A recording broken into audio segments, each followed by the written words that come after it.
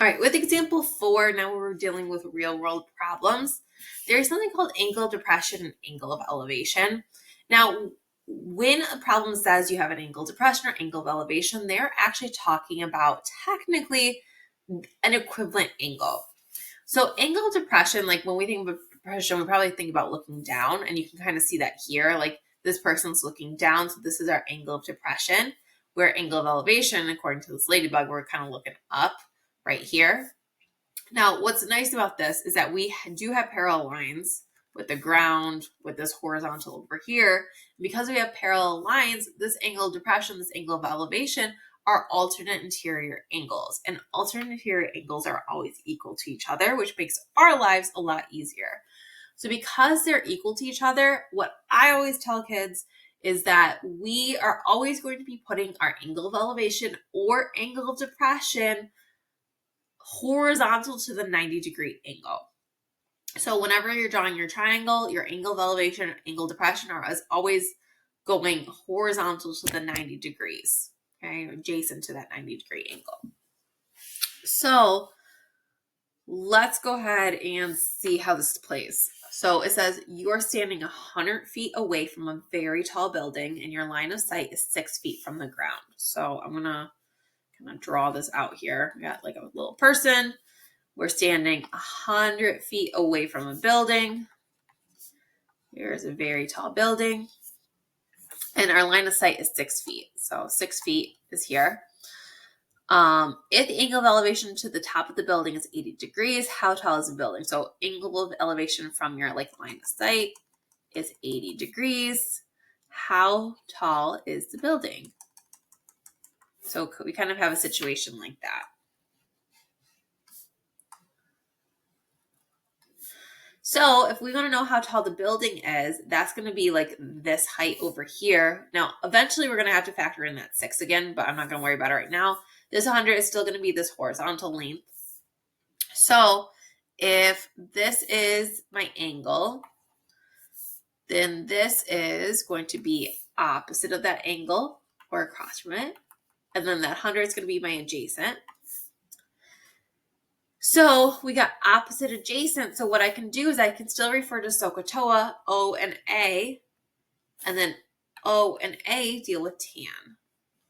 So we're going to do tan of my angle 80 equals the O, X, over the A, 100.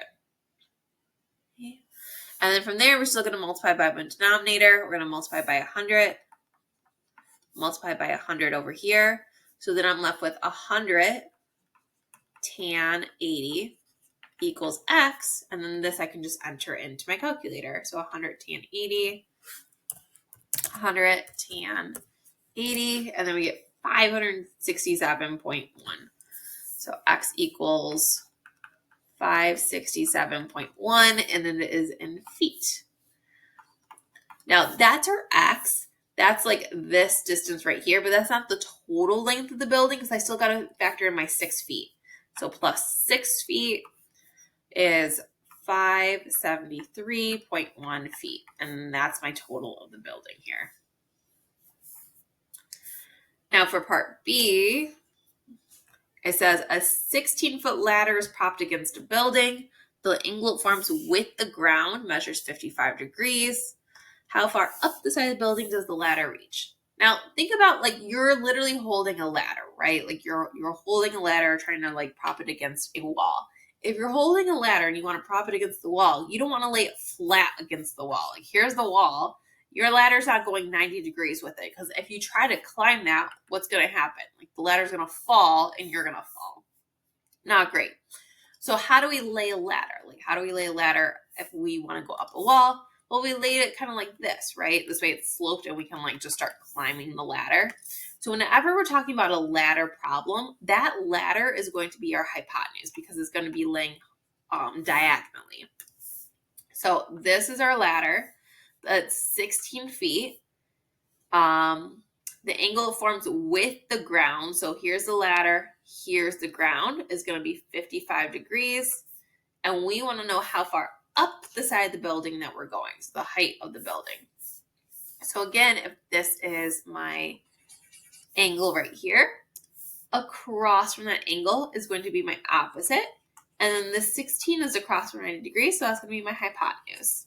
So if we have opposite hypotenuse, O and H, I'm going to go up and find my O and my H would deal with sine. So I'm going to have sine here. So sine of my angle, 55, equals my O over my H. From there, I can multiply by my denominator, which is 16, multiply by 16. Then I get 16 sine 55 equals x. And then that I can just enter in. So 16 sine 55, 16 sine 55 equals 13.1. So x equals 13.1 feet.